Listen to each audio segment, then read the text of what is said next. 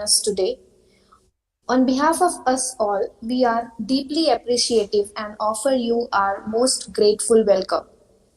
I extend a very warm welcome to our Director, Reverend Father Gilbert Mascarenas, in his absentia. I also welcome our Principal, Mr. Arokya Raj Nicholas, and Reverend Father Mervyn Frank, and all my dear colleagues for this webinar. I wish and hope that you would make the most of it. Before we start the event, let us all seek the blessings of Lord Almighty God, and I request Reverend Father Mervyn Frank to lead us into the prayer. Very good morning to all of you.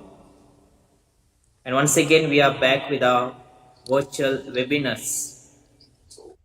And on this occasion, let us thank the Almighty God for being with us throughout different webinars from past 7 to 8 months.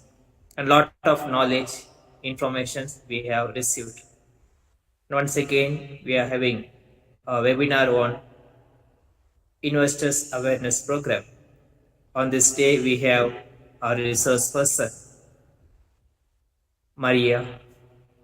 Upon her, as well as upon all the participants, we shall seek the blessings of Almighty God. Let's close our eyes for a moment and recall to our mind the wonderful things that God has showered upon us. God has given us an opportunity to be educated, even the times of pandemic. God has given us His graces upon our daily life. And at this moment, Lord, we seek your blessings upon us, especially upon the resource person. Whatever she has prepared, she may be able to convince the students, give her the grace, and also bless the organizers, all those who are prepared to make it more effective to the students. And bless all the students, all the participants. Seriously, they may be listening to it, and whatever they have doubt may be clarified with this session. Lord, bless all of us. We make this prayer through Christ our Lord. Amen. Thank you. Thank you, sir. I request our principal, Mr. Arokya Raj Nicholas, to address the gathering. Yeah, am I audible? Yes, sir. Yeah. Good morning and a warm greetings to our resource person, Mrs. Marina Jose, for accepting our invitation, and to our Vice Principal, Father Mervyn. A warm welcome to heads of the department, members of the staff, and my dear students. At the outset, I would like to congratulate the Department of Commerce and Management under the able leadership of Professor Priya Kudav and Professor Shilpa for organizing the webinar on Investors Awareness Program. As we look into the investment pattern of Indians, majority of us use a traditional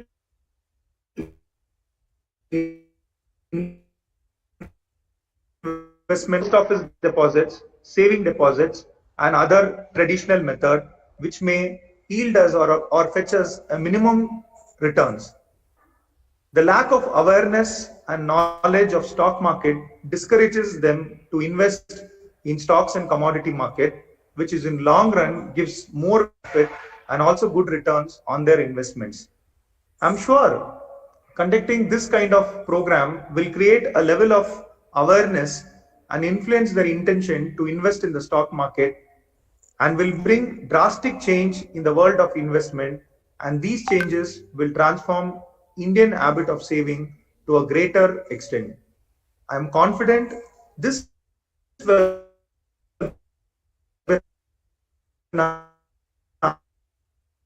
give knowledge and education investment patterns and a deeper insight into the functioning of stock markets for young generation for their future investment and effective money management and gaining financial literacy, thus creating a robust, progressive and vibrant capital market in India. Thank you. Thank you, sir. Students, if you have any question relating to today's webinar, kindly post in your class group. I now request Maria Felicita ma'am to introduce the resource person for the day. Good morning, everyone. It gives me immense pleasure to introduce our guest of honor, the speaker of the day, Miss Marina Josh Kanjikal, who is going to talk to us about stock market. Miss Marina Josh Kanjikal is a distinguished and dynamic speaker and a financial expert who works as a resource person at Bombay Stock Exchange Investor Protection Fund. Ma'am has completed BSc in Mathematics at Mahatma Gandhi University, Kerala. Ma'am has done MBA in Finance at Mahatma Gandhi University, Kerala. Ma'am has a wide range of work experience. Initially, ma'am worked as a senior officer at UAE Exchange and Finance Limited during the time period February 2002 to December 2004. From the year 2005 to 2008, she was in charge of Bombay Stock Exchange's Regional Center Cochin at Kerala. From the year 2014 to 2019, she took a position as a resource person at Bombay Stock Exchange Investor Protection Fund to conduct investors awareness program in Bangalore, Karnataka. From April 2019, ma'am has been rendering investors awareness program to various other states as well. In today's session, ma'am will educate us about stock market and increase our knowledge and awareness. Ma'am, we are very grateful to have you as a resource person today. Thank you.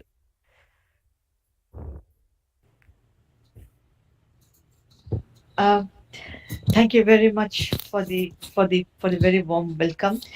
It is indeed uh, a very refreshing change to start this session with a prayer. Unlike at many other colleges, where we go ahead with the session uh, after after a welcome, we straight away go ahead with the session. So I was really very I was really very feeling very happy that and very pleased that we started the session with a prayer. And I thank you all for giving me especially the principal, for giving me the opportunity to conduct this program with the students. Thank you very much, sir. I would like to thank Priya ma'am and Shilpa ma'am for coordinating the program. A lot of Priya ma'am has put in a lot of effort to have this program today. Uh, so on the onset, the previous speakers have already said my name a couple of times already, but still, I am Marina, and I am a resource person of the Bombay Stock Exchange. Since I represent an entity of the capital market, naturally, I will be speaking to you about the Indian capital markets. And to be precise, I am going to speak to you about what we expect you to do and what we expect you not to do while investing in shares.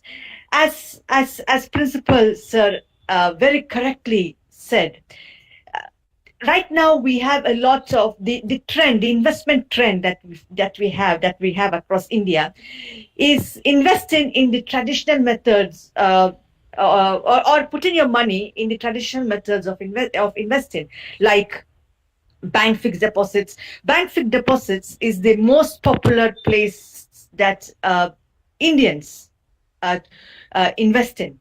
The second most popular place of investment among Indians is gold, because we use a lot of gold, and only a very small percentage of the population invest in shares. And the reason is this: there is a lot of fear associated with investing in shares. Uh, Bank fixed deposit, gold are the two popular places of investing for among Indians. whereas investing in shares takes a takes a back seat because of this fear that people have when it comes to investing. The reason why people have this fear is because unfortunately a lot of people have lost their money in the stock market. We agree that a lot of people have lost money in the stock markets, and it is a fact. It is a fact that everyone associated with the stock markets will agree with. But the reason why people have lost their money when it came to investing in shares is because they invested not knowing how to do it. There is a right way of invest when it comes to investing in shares. There is a right way to do it, and if you do it the right way, you make money. But you don't do it the right way, then that is when the chance of losing your money will be very high. So today I am going to explain to you how to invest in shares so that you don't lose your hard earned money. There are some principles that you must keep in mind while investing in shares so that you don't lose your money. And if you keep those principles in mind, you will definitely benefit. So the capital market. Let's talk about capital market. Let's before we go straight into the principles of investing. Before we speak about the principles of investing, let's understand. Let us have a brief intro. Let me introduce the entities functioning in the capital market. First of all, what is capital? Capital is the money that an entrepreneur needs to start his business or to expand his existing business. Before I continue, any lecturer or any student, could you please unmute and let me know if my voice is okay? Is it breaking? Is there any problem with my audio? No, ma'am, you can continue. It's fine because the reason is it's raining here in Mumbai. The last 2 months back when I took a webinar on a rainy day, my audio was very poor, so we had to cancel this program. Is it fine? My audio is fine. Yeah, ma'am. Yeah, if you want, you can present your screen also, PPT. Okay, yes, I shall. So the capital market. So capital. Let's start with the capital. Capital is the money that an entrepreneur will need to either start his business or to expand his existing business. That's money is what we call as capital. So you are commerce management or management students. You have to use the right term. Money, the money we use for our daily needs, we refer to that money as expenses.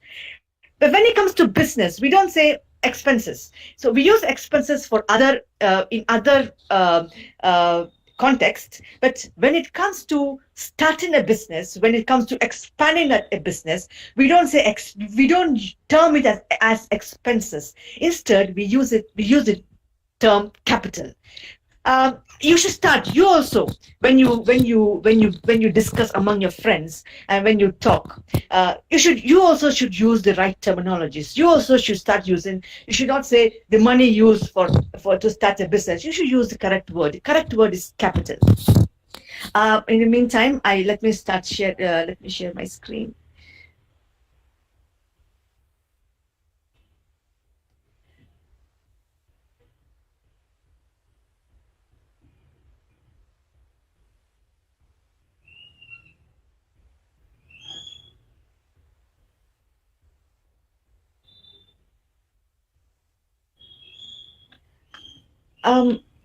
Ma'am, Yes, ma'am. are you able to see my screen? No, ma'am. No. Okay. Yeah.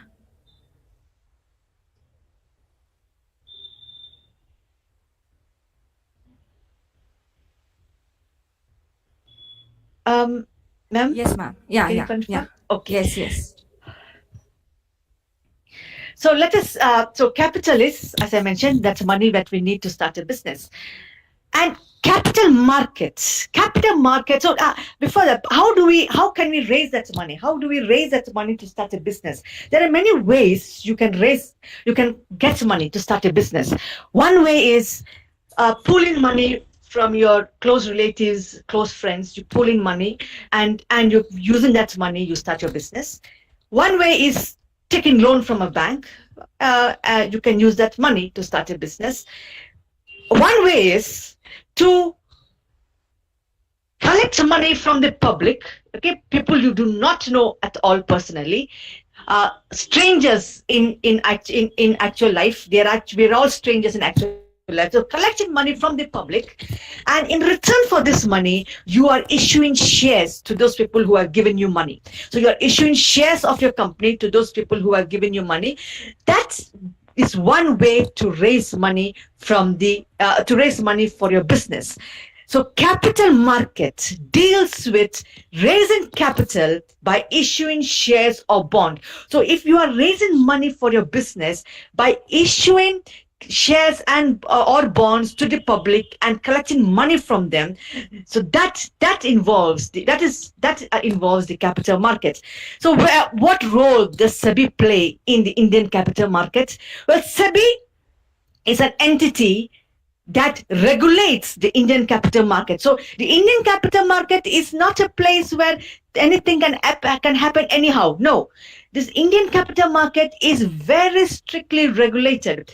Just like how traffic rules make it safer for us to travel by road, likewise, when we have someone very strictly monitoring the capital markets, it gives a confidence to the investors, and this confidence helps them or gives them an assurance to invest in the Indian capital markets. So the Indian SEBI came into being in the year 1992.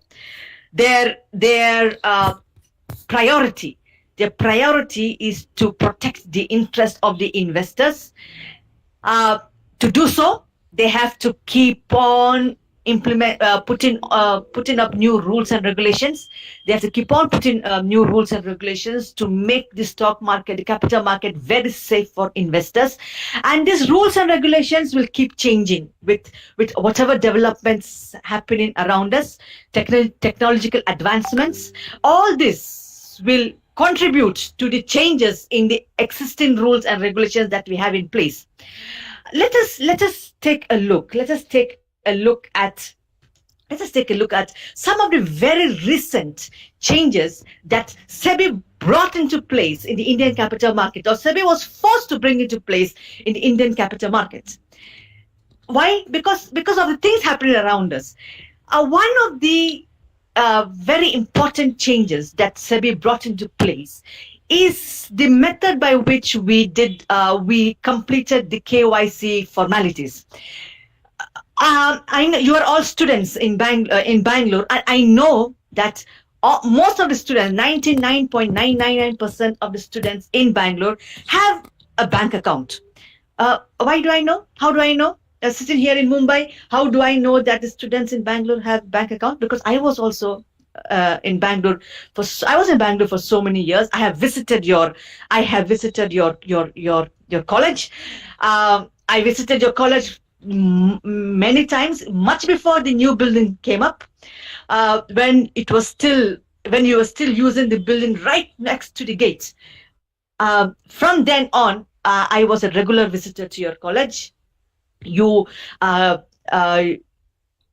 I'm very happy with the developments happening right now. It gives me a lot of pleasure to see that your college has grown over the years. So by the grace of God, I hope your college continues to grow and it flourishes. When those days, my first visit to your college, there were only 12 students in final year BBA, and I'm sure with every passing year, the students, the strength will increase, the college will grow, and all the best, and God bless your college. So coming back to our session, so I have interacted with a lot of students in Bangalore, and I know that students do have bank accounts. So when you opened your bank account, you had to complete your KYC, the KYC formalities by submitting some documents to the bank. Likewise, when you open a Demat account, when you open a trading account, here also you had to submit documents to at the place where you opened your Demat account, at the place where you opened your trading account. You had to submit documents to complete the KYC formalities. During the lockdown, it became difficult or almost impossible for investors to complete the KYC formalities, because it required them, the old procedure required them to go take a photocopy of these documents, go to and submit it at the places where they have opened their Demat account or the trading account. Keeping this in mind, keeping this inconvenience to the investors in mind, SEBI brought about a change to the way this process could be completed. SEBI introduced the eKYC, wherein you could upload your documents online. A list of documents will be given. You have to upload those documents online, like your PAN and your Aadhaar and a recent photograph. So this had to be uploaded, and once this uploading is complete, in-person video verification would take place between you and the staff or the employee of the stockbroker or the where you have a Demat account. An in-person video verification will take place. That person will just have a video conferencing with you, just to confirm that it is your documents being uploaded. And then your KYC is complete. So sitting at home, you could complete your KYC formalities. This is one major change that SEBI brought into place. Why? Because we had a crisis, we had a lockdown, right? So as per the changes happening around us, SEBI keeps changing their rules and regulations. One change that SEBI is going to bring into place is the method by which we take part in the initial public offer. Now, initial public offer, that what we call IPO, initial public offer, takes place when a company is issuing shares to the public for the very first time. So a company is issuing shares or collecting money from the public for the very first time, and in return for that money, they are issuing shares. So a company collecting money for the very first time and issuing shares to the public is what we call the initial public offer. Right now, if a company is going in for an IPO, initial public offer, it takes around 6 days to complete the IPO process. It takes around 6 days to complete the IPO process. SEBI is looking into introducing a new form of payment. Right now, the payment is via your bank account. They are trying to put in the unified payment interface, introduce this process so that we can shorten that 6 days. We can reduce 6 days to 3 days. They are very seriously looking into this. In a few months' time, this will be implemented. So investors, if they want to take part in an IPO of a company, they only have a waiting period of 3 days. Within 3 days, everything will be complete, and the shares will come to their Demat account. All in 3 days. One more change that SEBI brought into place in the way trading is taking place. So trading is buying and selling of shares. So the way trading is taking place has seen a change with the introduction of something called the smart order routine. You all know that we have 2 stock exchanges in India. We have the Bombay Stock Exchange and we have the National Stock Exchange. The prices of the shares of companies in Bombay Stock Exchange is almost same as the prices of the companies in National Stock Exchange. For example, if a company called ITC, right now in BSE, it is probably trading, if it is trading at, so one share of ITC is trading at 160 rupees. I'm just giving an example. It is around that range. So today, right now, if you check BSE, if you want to buy one share of the company called ITC Limited, you have to pay 160 rupees to buy one share. If you check NSE's platform, there maybe you have to pay 160.05 paisa. 160 rupees 0.05 paisa to buy one share. BSE is 160.00, NSE is 160.05. As a buyer, I will always, even if it's the difference is only 0.05 paisa, still as a buyer, I will always prefer to buy at a lower rate. So when I place my buy order, I want to buy 10 shares of ITC. Using the smart order routine, I don't have to keep searching BSE, NSE to see where the rates are lower and then place my order. No, I don't have to do that. I just have to place my order via smart order routine. Automatically, my order will go to BSE. Why? Because BSE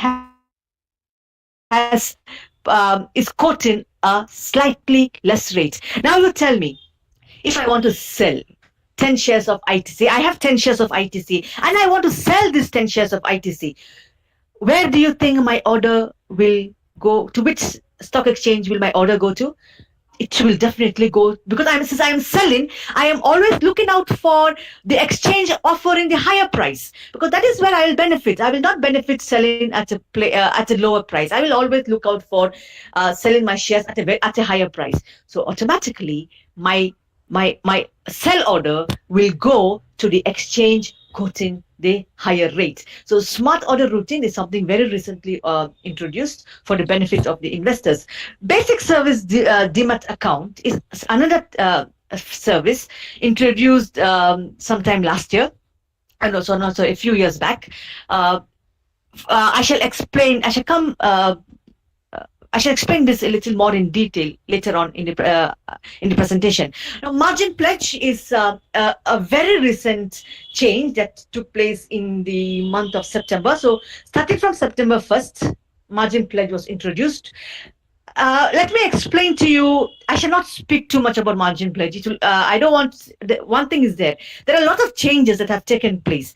I should just introduce some important. I'm only introducing some important changes, and I shall not speak too much about margin pledge. It is a bit complicated, but I shall try my best to explain it to you in a very simple manner.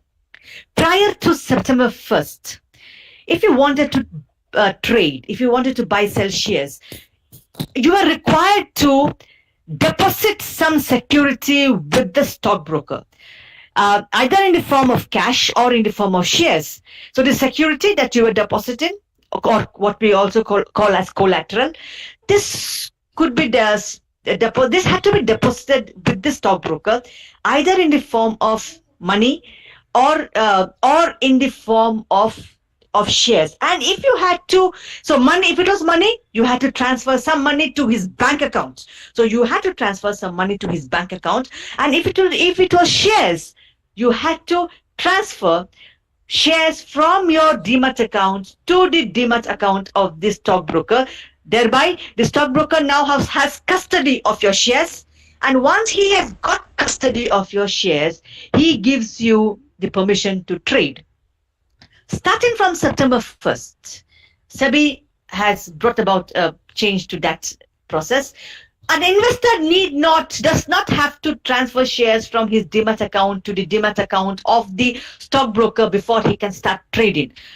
He can still keep the shares the investor can still keep the shares in his demat account, and enjoy the benefit of trading by using this facility called margin pledge. By using this facility called the margin pledge, an investor can keep the shares with him in his own demat account and still enjoy the benefits of trading. SEBI brought this into place because it came to the notice of SEBI that certain stockbrokers, see, not every, some people may make a mistake at some point of time in their life. So some stockbrokers made a mistake of misusing. Once the shares came to the account of the stockbroker, they made a mistake of misusing the shares of these investors.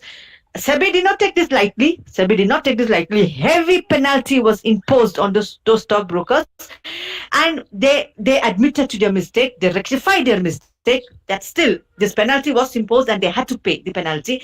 This resulted in SEBI bringing about those changes. Now investors should not transfer the shares to any stockbroker. You can keep it in your demat account and still trade. So these rules and regulations that SEBI has brought into place are not for the benefit of the stock exchanges. They are not for the benefit of the stockbrokers. They are only for the benefit of the investors. And these rules are not constant. These rules will keep changing with the changes taking place around us. Pandemics will force us to change the way we function. Advancement in technology will also force us to change the way we function. The entire onus of looking into the interest of investors does not fall only on the shoulders of SEBI. So it is only SEBI's responsibility to look after investors. No, Bombay Stock Exchange, we also have our responsibilities towards investors. One of the changes, or one of the things that we have put in place for investors, is the grouping of securities. In Bombay Stock Exchange, there are around 6,000 companies listed, which means that you can buy the shares of any of these 6,000 companies. And we have grouped these companies. So we have grouped these companies into A, B, S. A are those companies that are traded in huge volumes. So every day we see that a lot of people across India are buying and selling the shares of a particular company. We have grouped those companies as A group. Huge volume of buying and selling taking place, we group them in A group. B group companies are those companies where trading do take place on a daily basis, but the volume of trade, the number of buy and sell taking place in those with those shares are relatively less as compared to the A group. So they come under the B segments. S are the Indonex or the small cap companies. The F are the debts and bonds that are traded in BSE. G are government securities traded in BSE. But I would like us to pay more attention to the T and the Z group. While trading is taking place in BSE, we are constantly monitoring these trades taking place in BSE. And if we identify some irregularities in the way trades is taking place in the shares of a particular company, like unusual buy taking place, unexplained price hike in the shares of that company. So price hike do take place, but a price hike normally takes place if the company has some good or positive news for the investors, like they have very good quarterly results, or they are going to expand across India or going to expand abroad. This kind of positive news will definitely hike the price. We don't bother if a positive news hikes the price of a company. But some companies, no news at all, there is apparently no news about that company, and still the prices are going high for no reason at all. Then those kind of companies, we put them under the T group, that is a surveillance group. And when an investor is about to buy the shares of a company and the company is in the T group, immediately a message is flashed on his screen alerting the investor that you are about to buy the shares of a company in the T group. Do you want to proceed? So we have alerted the investor, but we have left the decision to the investor. He decides whether he wants to proceed or not.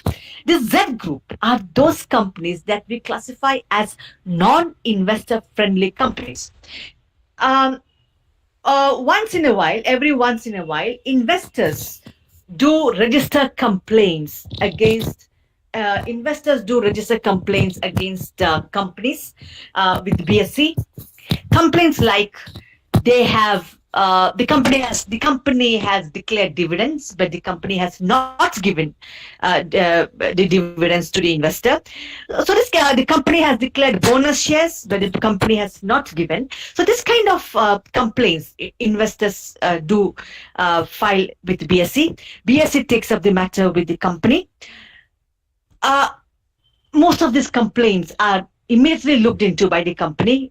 Some of these complaints are nothing but clerical error from the side of the company. You see, not the entire process is not completely automated. At some point of time, at some level, there needs to be human intervention. So a person would be required to click somewhere or to upload a file or something. Some human intervention is there. So you can always expect some error. And most of these companies immediately act upon this complaint and they rectify the mistake. There are some companies who do not bother to rectify these mistakes. In spite of repeated reminders from the stock exchange, they will not rectify this mistake. So those companies are termed as non-investor friendly companies, and we have put them in the Z group. Any investor about to purchase the shares of a company in the Z group is immediately alerted. A message is flashed on the screen telling him this is a Z group company, non-investor friendly. Do you want to proceed? So here again, we've left the decision to the investor to decide whether he wants to buy the shares or not. One more service that the stock exchange we have for the investors is when an investor buys or when he sells shares through the stock exchange, the stockbroker, it is his duty to send timely messages to the investor when he buys or when he sells. Immediately he gets an alert via SMS about his buy or sell. At the same time, the stock exchange, we also send messages to the investors whenever they buy or whenever they sell. It's a service that we offer the investor. Bombay Stock Exchange, we have investor service centers across India. I was working at one of those centers many years back. And the centers, we among our many other duties, one is to receive complaints from investors against companies or complaints that investors have against a stockbroker. You can all please feel free. If you have any complaint against a company or against a stockbroker, please feel free to walk into our office. In Bangalore, our office is at Malleshwaram. So if you know anybody who has a complaint, please tell them to walk into our office at Malleshwaram, file their complaint. We have very competent staff there. They will definitely look into their complaint with priority. We give priority to complaints that investors bring to our notice, and you will definitely get a response within 7 working days. We have offices at all major cities in India. Make use of this facility if you have any complaints against any company or stockbroker. As an investor, you have many places to invest your money. I've put up the names here on the screen. But why should you choose to invest your money in shares when investing your money in shares involves risk? Why should you choose shares when you can invest in other investment options that have almost zero risk associated with that investment? That one particular aspect of investing in shares that makes investing in shares very attractive is the rate of returns. So rate of return, when it comes to investing in shares, But provided you invest in the right company, you can enjoy very high returns from your investment in shares. Returns as high as 17 to 20 or 22%. You can enjoy the returns as high as between 17 to 22 or percent while investing in shares, provided you choose the right company. So now our next task is, how do we choose the right company? There are around 6,000 odd companies listed in BSE. Before you invest in a company,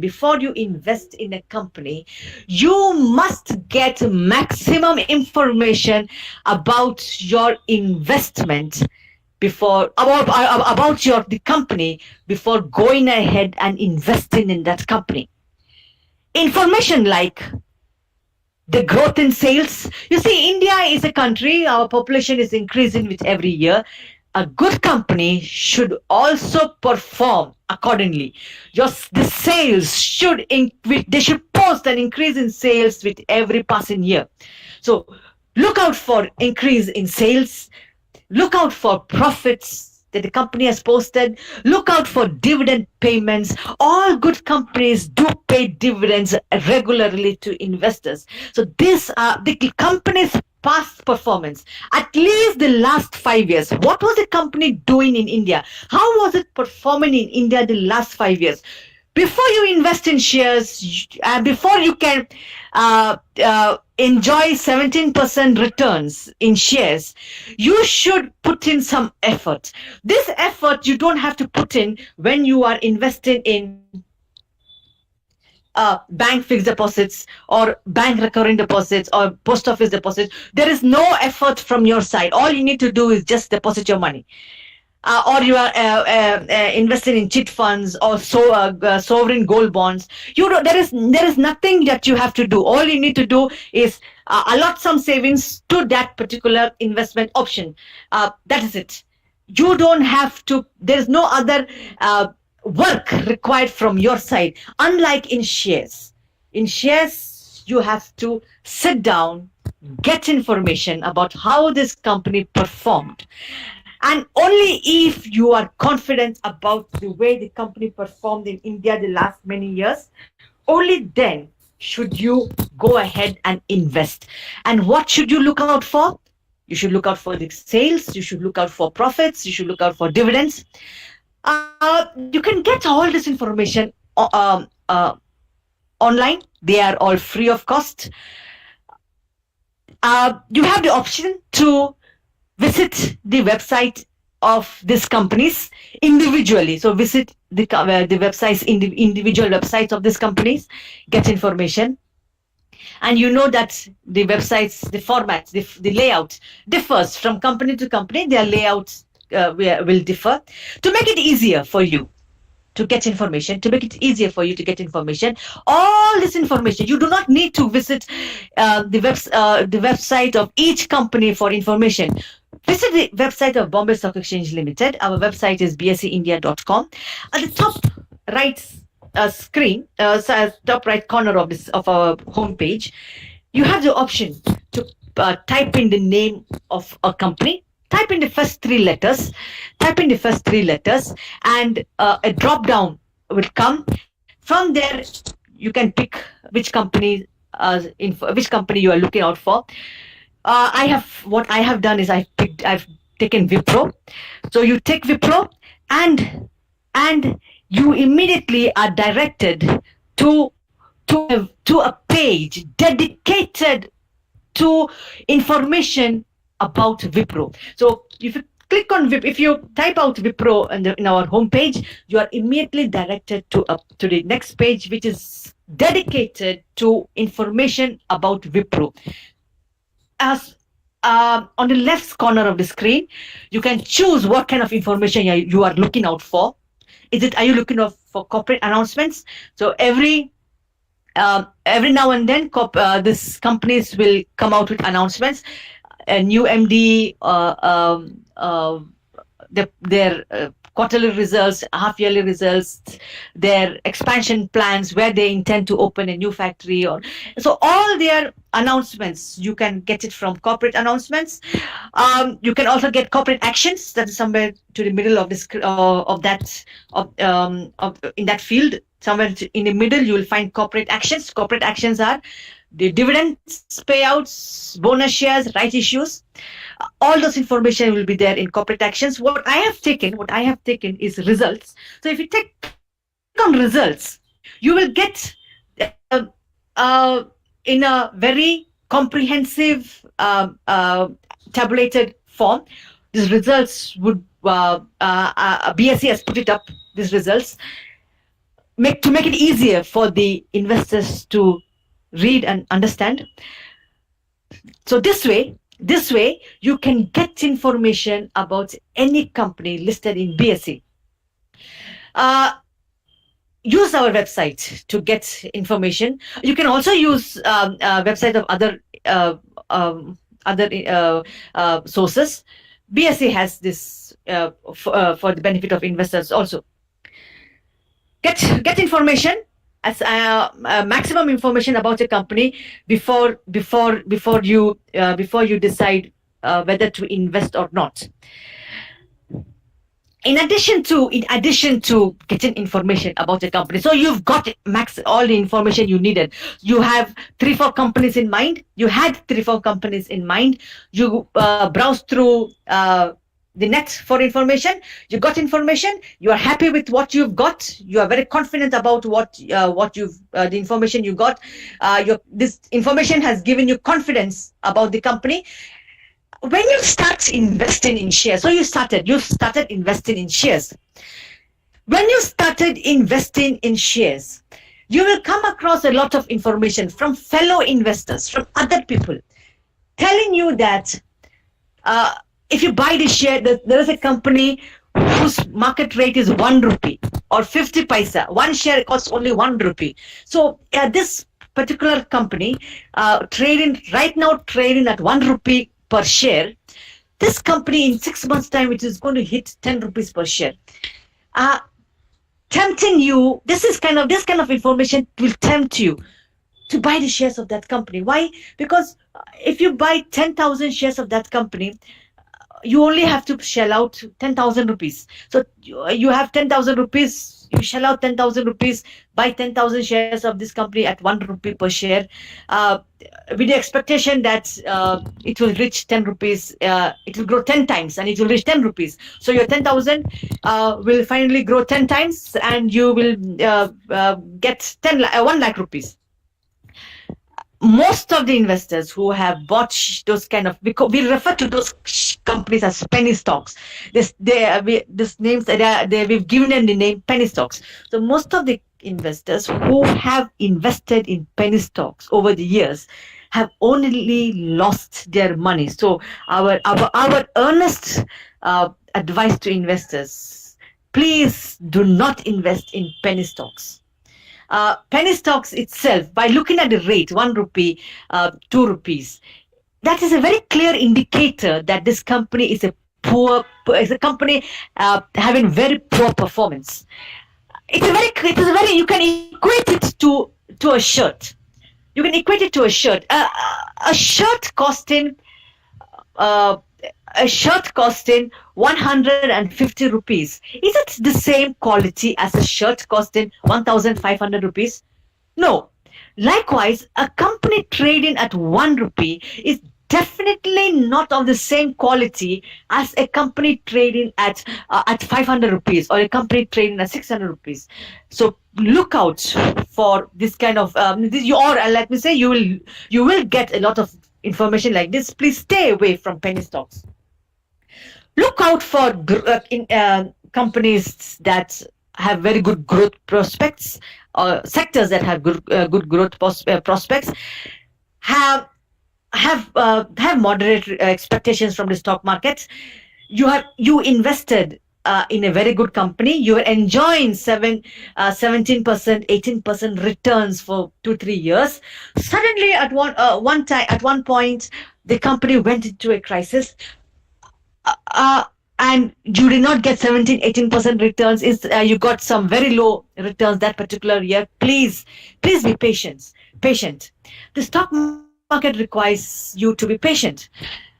All companies, every single company in India, as even the good company, even the best companies in India, have gone through a phase of difficulty at one point of time or the other, gone through crisis at one point of time or the other, thereby uh, uh, not able to perform at the level they used to perform prior to the crisis. They would have posted poor uh, uh, results or profits or less profits or losses during that period of crisis. That should not force you or make you sell off the shares of that company. Give this company some time. All these good companies in India are managed by the best professionals we have. Not just best professionals in India. They are the best professionals we have across the globe. Let me tell you, every single country are looking to grab these professionals that we have in India to their country, because they are very, very, very, very good. These professionals know how to bring their company out of whatever crisis the company may be facing.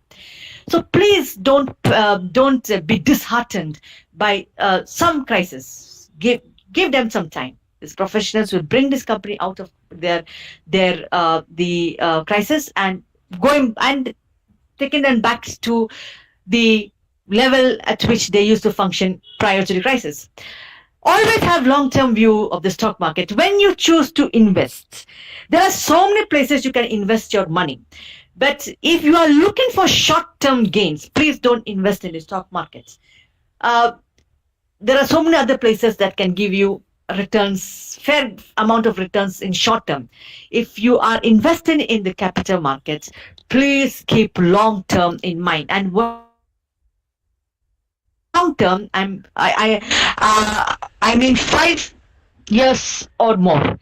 5 years or more. You must be willing to keep those shares, that investments for at least 5 years. Why am I asking you to keep it for as long as you can? Because in the stock market, the growth is compound growth, and you all know that to enjoy the benefits of compound growth, you have to keep it long term. You don't enjoy much benefit from compound growth keeping it short term. The longer you keep, more you benefits in compound in when the growth is compound. That is why we tell investors, when you're investing in shares, to enjoy maximum benefit from that investment, keep the shares with you for as long as you can. Please don't panic and sell. You see, the Indian capital market is a capital market that comprises of crashes. After a crash, there is a recovery, then again a crash and a recovery, and a crash and a recovery. If you speak to the layman, if you speak to the common man, he always associates crashes with the stock market. Why? Because whenever a crash takes place, it comes in the front. It makes it to the front page of the newspaper. The news is always in the front page. BSE Sensex started in the year 1986. Today, 2020, very recently, okay, in few days back, we hit an all-time high of 46,000 points. In 1986, we started at 1,000 points. In 1986, we started at 1,000 points. And right now, we have hit an all-time high of 46,000 points. Will crash, the normal layman will talk to you about crash, stock market crashing. Will a crash happen upward from 1,000 points? It crashed all the way. Does it make sense to say that from 1,000 points, it crashed all the way to 46,000 points? No, right? Crash is downwards. So which means that crashes do take place in the stock market. I agree. Crashes do take place in the stock market. A very recent crash happened in the month of March. But after every crash comes a recovery. Then the only problem is recoveries don't make it to the front page of the newspaper. A recovery, it will make it to that business page, some corner somewhere there. A small news would come as the stock market gained this many points, or the stock market gained that many points. Just like how a plane crash would make it to the front page of a newspaper, big pictures of the wreckage of the plane crash. But how many times have you read in the newspaper that today 80,000 flights took off and landed safely? That kind of a news, has it ever made it to the newspaper? No. But one crash would definitely make it to the front page. Likewise, stock market crashes, front page, recoveries. Oh, that is not giving too much importance at all. So don't panic and sell off your shares. Every crash is followed by a recovery. Never borrow money to invest in shares. Borrow money if you have to pay your child's tuition fees. Borrow money if there is a medical emergency in the family. But not a single person in the stock market will advise you to borrow money and invest in shares. And if anybody advises you that person is not saying that for keeping your interest in mind. Please never borrow money to invest in shares. Only invest within your limits. We are all working middle class people. What we get is your salary. From your salary, invest whatever you can invest in shares. Just that much. Read. We tell investors, when you start investing in shares, please read about the company. After you've got information, then you invested. You dug up information about the company, then and you were happy, so you invested. Don't stop there. Keep reading about the company. Keep reading what they are doing, what they are not doing, how what the top management did, the decisions, the outcome to those decisions, where the outcomes favorable for the company. Read. That is what we tell investors. But at a personal level, I always tell students, don't wait to invest in shares before you start reading about a company. Start reading even before you invest. Start reading from today. Read one article before you sleep, one business article, either related to a company's performance, either related to the stock market or to the banking sector. Just read one business article today. This being your first reading, you might not understand anything written in that article. It doesn't matter. That should not discourage you from not reading. Read one more article tomorrow. Tomorrow also you might not understand much of what is written in that article. But keep on reading slowly. As days passes by, these terms and terminologies that are used in this article will slowly start making sense to you. And slowly this casual way reading will upgrade or change to serious reading. So this casual reading has started, but as days and weeks and months pass by, you don't have to go as much as months. So as in a few weeks' time, you will start understanding these terms and terminologies used in that article. You will start enjoying, or you will start understanding these articles, and you start enjoying to read these articles.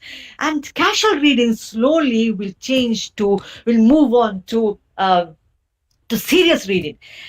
And reading, my dear students, reading will help you get information. This information is what you need to get confidence when you face interviews. Not only interviews, when you stand up, I know that you all have presentations in class. Once in a while, your teachers will ask you to make some presentation. So that confidence that you need at the time of making a presentation, at the time of facing an interview, that confidence you need, you get it from knowledge. And that knowledge, you get it from reading. You get it only from reading. That is why I want you to make it a habit. Starting from today, make it a habit. You who will benefit as years in a few years time. Do not be too influenced by tips that you get, no matter how reliable the sources of that tip may be. The tip may be from business channels, TV channels. The tips may be from very reliable sources via SMS. The tips may be from stock market professionals that you may meet. It doesn't matter. Whatever the tip, we always advise investors, please sit down. You should be confident about the company. You get information about the company before you invest. Don't fall victim to people who come to you saying that they will double or triple your money in 6 months, 1 year in the stock market. We have seen that any investor, any person who has invested in those schemes have only lost their money. It doesn't give us any happiness to see people losing their money in the stock market. So we are telling investors, please don't fall victim. Don't have nothing to do with those kind of schemes. Have nothing to do with this kind of people who promote those schemes. So in a nutshell, what I had explained so far, when you are investing, do not compromise on the company. Never compromise on the company. It should be one of those good companies we have in India. Always diversify your investments. Don't invest only in shares. There are so many other places to invest your money, mutual funds, FDs. Invest in different investment options. And when you're investing in shares, here also, don't invest only in banking shares, or don't invest only in banking and software. No, when you're investing in shares, make sure you're diversifying between sectors. So put some money in banking companies, put some money in software companies, put some money in FMCGs, put some money in textile, put some money in manufacturing, automobile. So diversify. If you within shares itself, you diversify. Within investment options, you diversify. And let one investment option be shares. And within shares also, there also you diversify. So this is how we expect you to invest. This is how we expect you to invest. Invest regularly. Keep long-term investments planning in mind. Don't wait. When I talk to investors and talk to students, I tell them, don't wait for your salary to hit 1 lakh and start before you start investing. From your very first salary, invest. A lot of good companies are there in BSE trading below 200 rupees. There are companies, good companies trading at 200, 300 rupees. Very good companies in BSE. You need to just buy 1 or 2 shares of those good companies. Do so. Start investing at a very early age. This habit of saving will definitely come to your benefit later on in life. Definitely. When I was a student, it was told to us at that time that from your income you save first. From your income you deduct or you subtract your expenses. What you have left was your savings, and from your savings you invest. You see, those days life was very simple. That is why that formula held good. You from your income you deduct your expenses. What you have left is your savings. From your savings you invest. Our expenses those days was your water bill, your electricity bill, then your land phone bill, then if you had a vehicle, then maybe petrol charges. You see, we didn't have a vehicle when I was growing up. My family didn't have a vehicle when I was growing up. So my family's expenses were just this much: your water bill, your electricity bill, and your land phone bills. Since I went to a government school, government college in the state of Kerala, it's completely free. Education was free. I paid for my education. The first time I paid for my education was when I finally did my MBA. So expenses was very limited. Unlike today, where we see that there's so many places to waste money, to spend unnecessarily. And when we spend unnecessarily, it is called wasting money. This brought about a change to that formula. Now we no longer tell investors income minus expense is savings. They've brought about a change to that formula. It is now income minus your savings is your expenses, which means that save first. As much as you can, you save.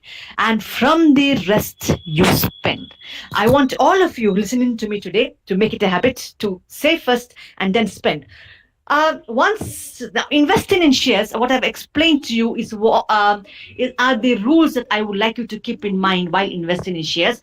There are some more points that I would like to just very quickly speak to you about. When you want to invest in shares, when you want to buy shares, you have to make sure that you are a client with a broker who is SEBI registered. Make sure you deal only with a SEBI registered broker. Why?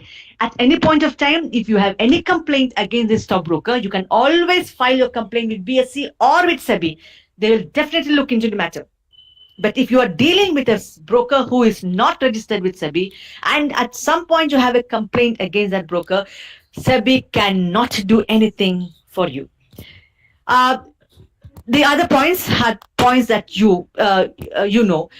Before you sign any document, you must read those documents very carefully. If you are not clear about a certain term and condition or a certain clause given in that document, ask the stockbroker to explain that clause to you. If you are not happy with what you have read in that document, move on to the next stockbroker. There are 250 stockbrokers in Bangalore. You can choose from any one of them. Move on to any stockbroker, to the next stockbroker. You'll probably find one whose terms and conditions are favorable to you. Be very clear about the brokerage, or what we call the commission, that the stockbroker charges you for buying and selling your shares. Always make payments in the name of the stockbroker. Use a check. No stockbroker is allowed to take cash payment. You have to make your payment via check or online net banking. Never issue a check in the name of the employee who came to your office to collect the payment. Many stockbrokers, when at the time of payment, when you have to make a payment, the stockbroker, to save you the time of traveling to the stockbroker's office, they will send a staff to your office to pick the check. Never make the payment in the name of that staff who has come to collect the check. Many of you are laughing. I can almost sense many of you laughing, thinking, why should we make a payment in name of that employee who came to collect the check? Of course, we will make the payment in the name of the stockbroker. Unfortunately, there are some investors who have made payments in the name of the employee who came to collect the check. So keep that in mind. When you want to buy and sell shares, you can do so sitting at your home using internet trading. You will be issued a username and a password, and you will be given a demo of how to use internet trading. You all know that all username, whatever it is, all usernames and passwords should be kept very carefully. It should not be shared among people you know. If you have any complaint against a stockbroker, please bring it to the notice of BSE within 7 working days. Bring it to the notice of the stockbroker first. As I mentioned, it can be a clerical error. So bring it to the notice of the stockbroker first, and if he doesn't resolve your complaint, then you can bring it to the notice of Bombay Stock Exchange. I would like you to pay attention to the last point given on the screen, the DIS slip. slip very similar to a checkbook. When you open your bank account, you get a checkbook with check leaves, with 20 or 25 check leaves. When you want to transfer money, you tear out a check leaf from that checkbook, you fill up the necessary details, and you transfer money. So that is the use of a check leaf. Likewise, when you open a demat account is to keep shares. You will be given a DIS or delivery instruction slip booklet. This booklet consists of 20 to 25 slips. The slips are called delivery instruction slips. When you want to transfer shares from your Demat account to your friend's Demat account, you have to tear out one slip from that booklet. You have to fill up the necessary details and deposit this booklet at your where you have opened your Demat account, and those shares will get transferred from your Demat account to your friend's Demat account. Will you leave a blank check leaf signed carelessly here and there? A blank check, a signed check leaf, which is blank. Will you leave it carelessly here and there? No, because if it gets into the hand of some miscreants, they can misuse that check leaf.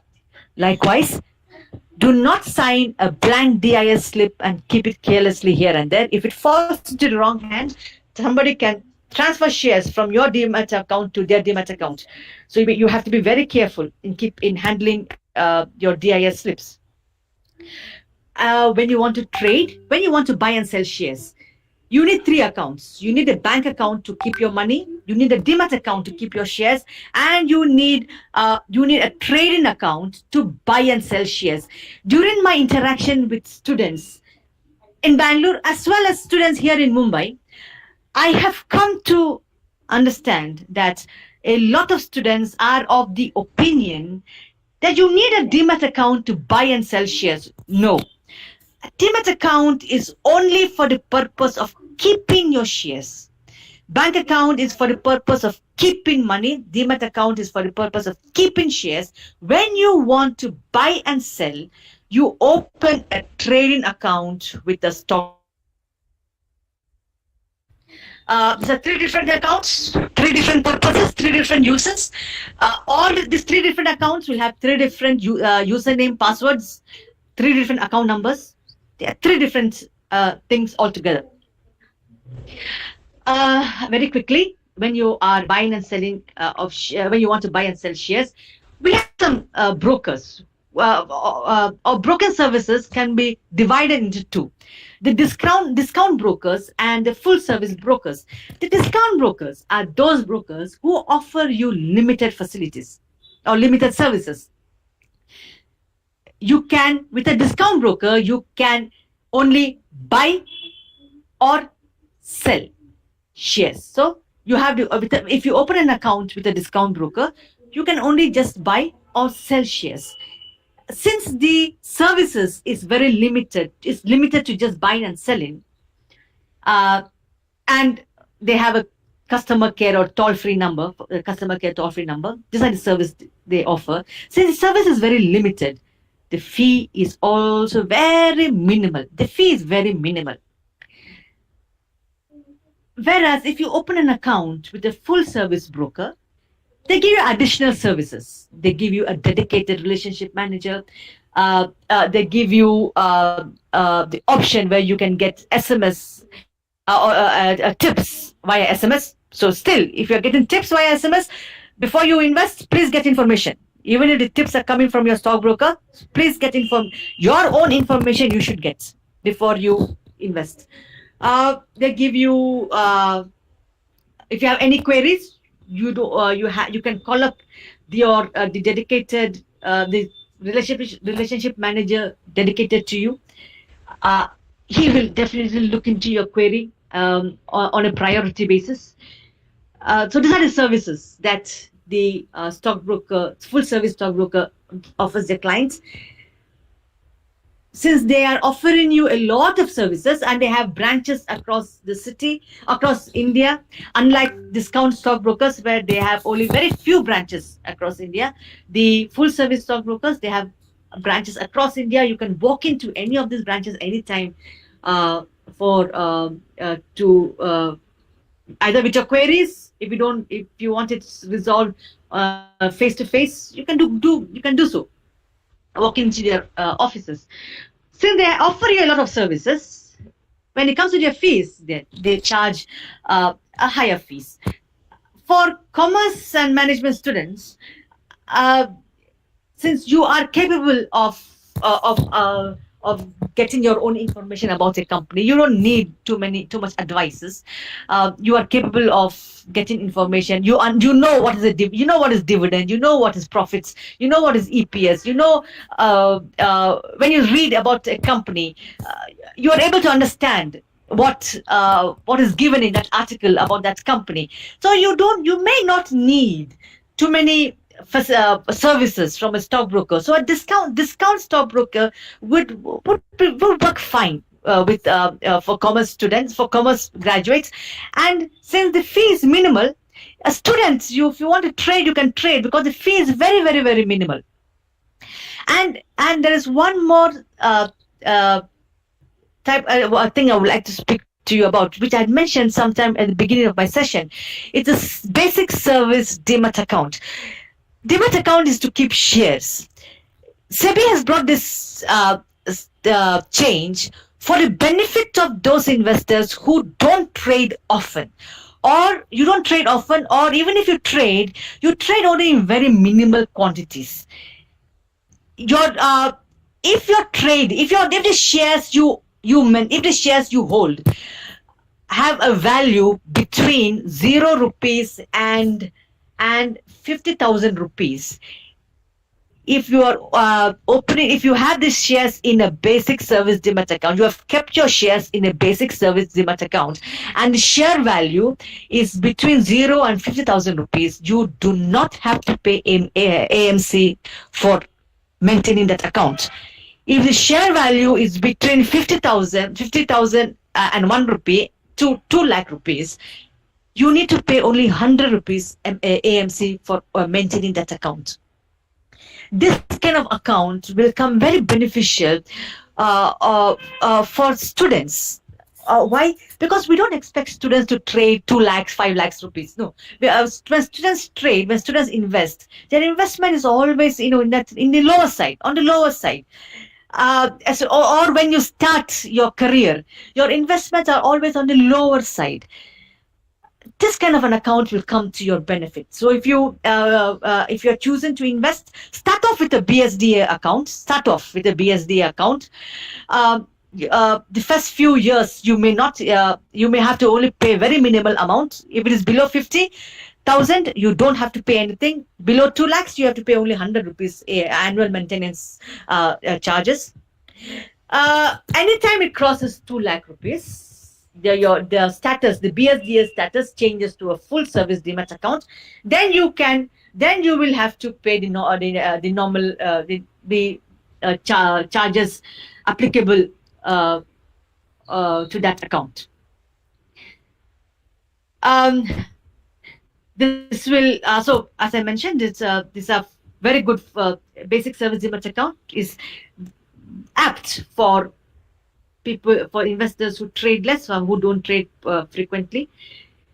This will bring me to the end of my session. I request. I now place the session open to the students. If you have any queries regarding this session, please feel free to unmute and ask your question. Or if you have any if right now you don't have any queries, you may and at some point of time you have a query, maybe 6-7 days from now or 3-4 weeks from now. If you have any queries regarding the stock market, please collect my mobile number from Priya ma'am, and you may send a message to me via WhatsApp. I might not reply within 10 minutes or 15 minutes, but I will definitely reply by the end of the day. But right now, you have any queries, please feel free to unmute and put up your queries. Thank you, ma'am. I now request Sri Lakshmi ma'am to proceed with question and answer session. Thank you, Akanksha ma'am. Thank you, Marina ma'am, for such an informative session on investment. There are a few questions which we would like to pose to you on just to get a clarification of trading. Yes, The please. first thing is, what is the most common mistakes that we as investors do while we are investing in stocks? Oh, okay. Okay. The most common mistake is expecting the price to go up the very moment you've bought the shares of a company. Since the prices can be tracked on a real-time basis, since the prices reflect, you can track these prices on a real-time basis. Every second, you can track the price of a company. It is human, maybe human nature. We expect the price to start going up the very moment we buy the shares of a company, and uh, if the price comes below our buying rate, we tend to panic. We tend to panic.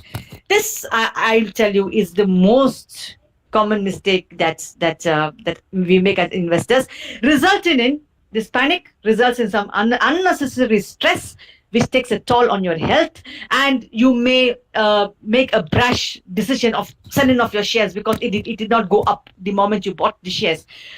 uh, so this is how you end up making loss. It affects your health. You end up making loss.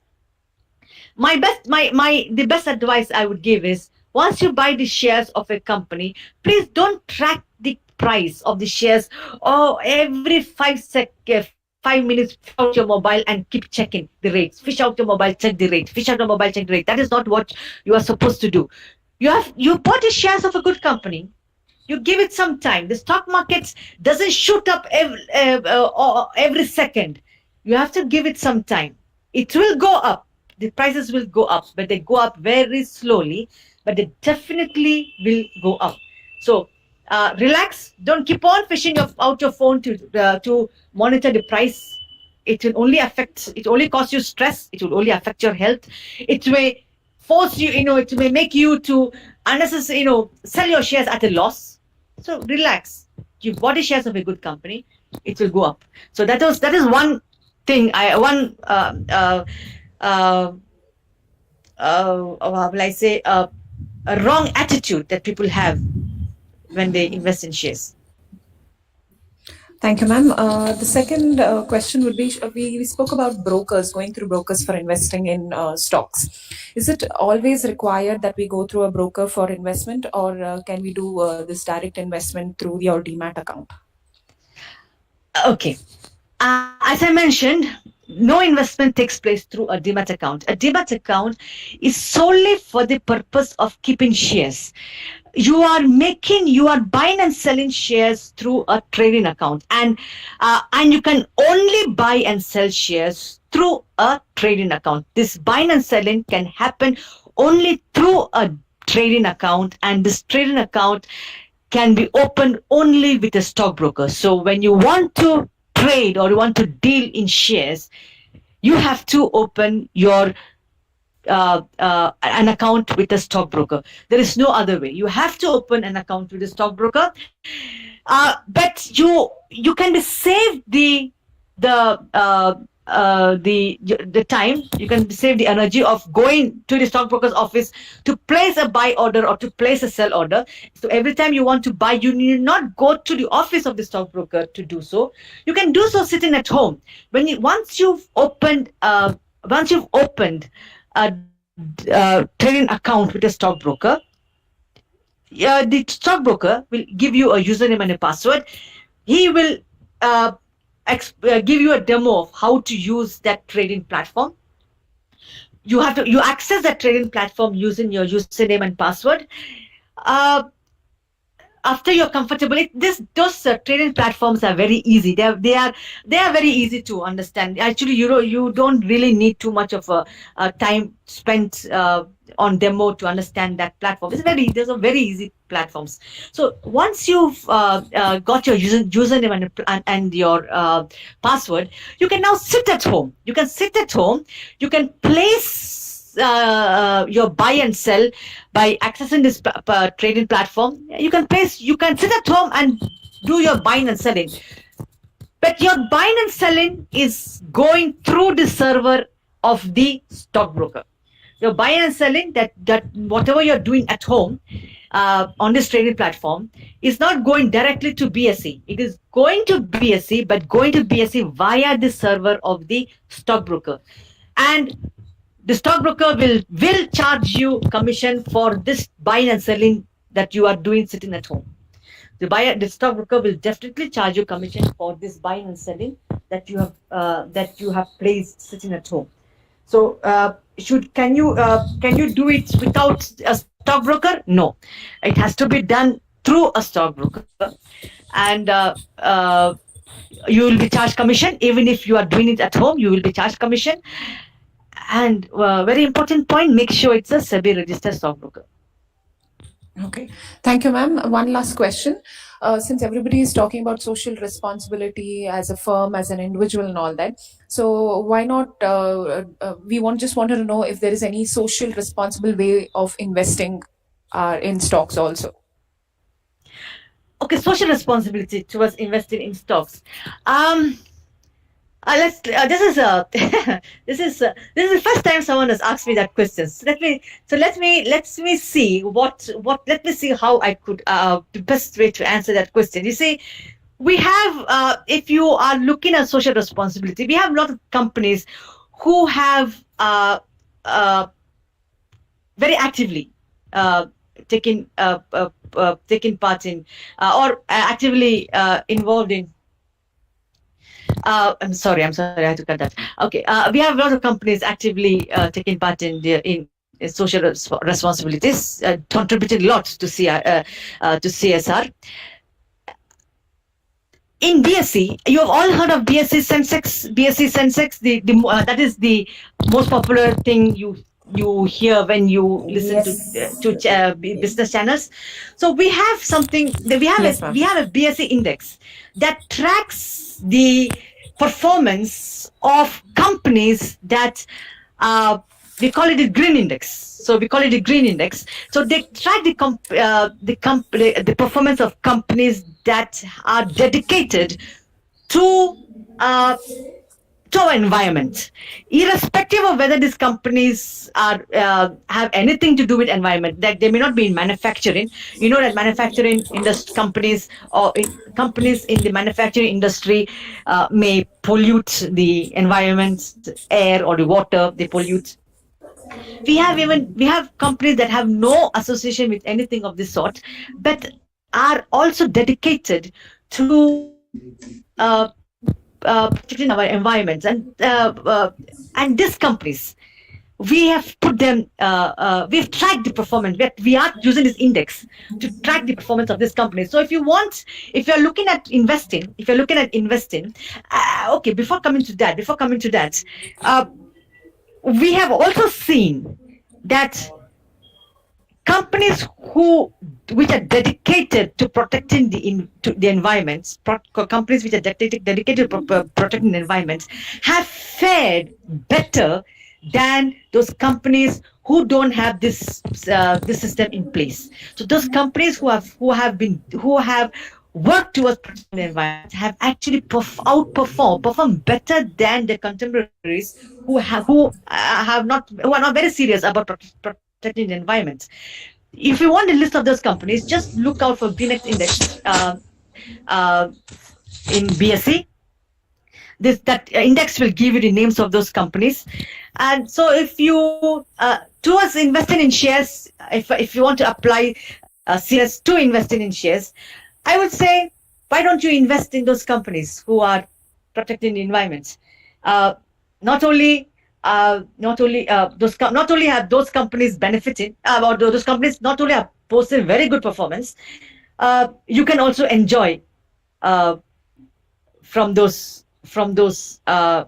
profits. You can also enjoy from their profits. You can enjoy better profits from those companies than the other companies. I don't know whether my answer was satisfactory, but as of now, that is all I can think of when to connect CSR to investing in shares. To connect CSR to investing in shares, maybe this. Okay, ma'am. Thank you so much. You're welcome. Students, ma'am, are this the questions that you have collected from the students? Yes, ma'am. Yes. Okay, okay. Are there any uh, you could ask the students to? I mean, they could are can they not? You want us to send it to chat or something, ma'am, so that you can answer them? Is that No, what it's you're okay. trying? Yeah, whichever way is convenient, it's okay. Okay, ma'am. I will ask the students to send it to you. I will ask the coordinator to coordinate with you. I think that would be better. Okay, no problem. Okay, ma'am. Thank you.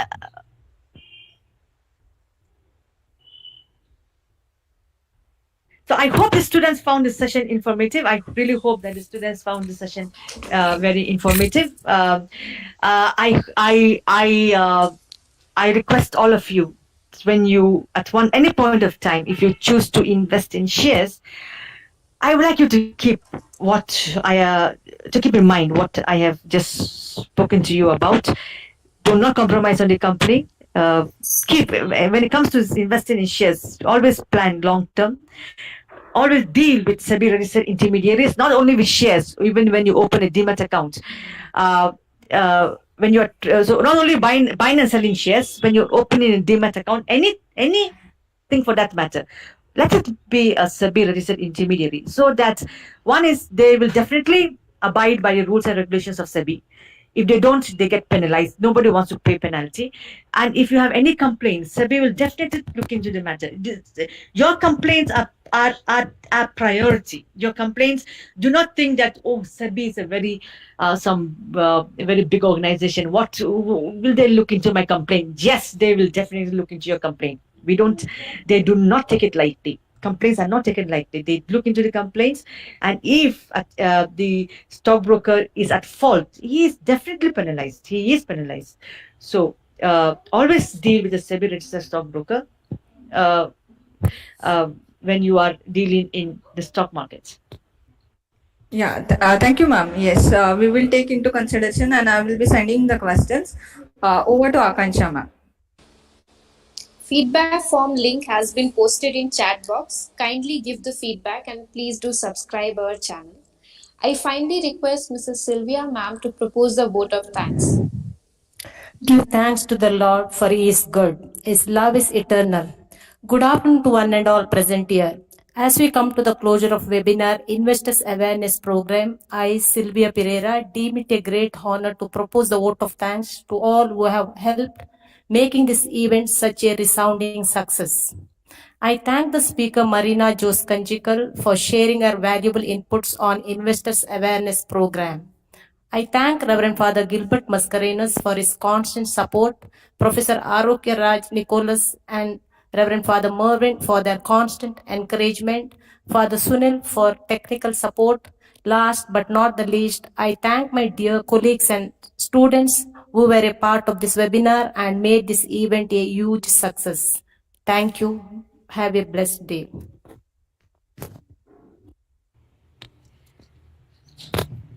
Thank you very much, Priya ma'am. I wish the students all the very best for the future. Uh, uh, I would like to thank once again the management. I would like to thank the principal. I would like to thank the faculty for their support over the last few days. We were constantly in touch. Priya ma'am and I were to get this session to conduct this session. I would like to thank all the students for joining in, and I wish them all the very best. Thank you, ma'am. On behalf of Commerce and Management Department, I thank all the students who has participated for the webinar. Obviously, the resource person and including other team members who was our backbone to conduct this webinar, especially Father Sunil, Melvin sir, and other members like Sri Lakshmi ma'am, Beena ma'am, Sylvia ma'am, Navita ma'am, ma'am Princey, and Sir Melvin. So thank you very much. And obviously, we are looking forward for next webinar, which is coming on Monday, and same response from everyone. And thank you very much once again. So, ma'am, it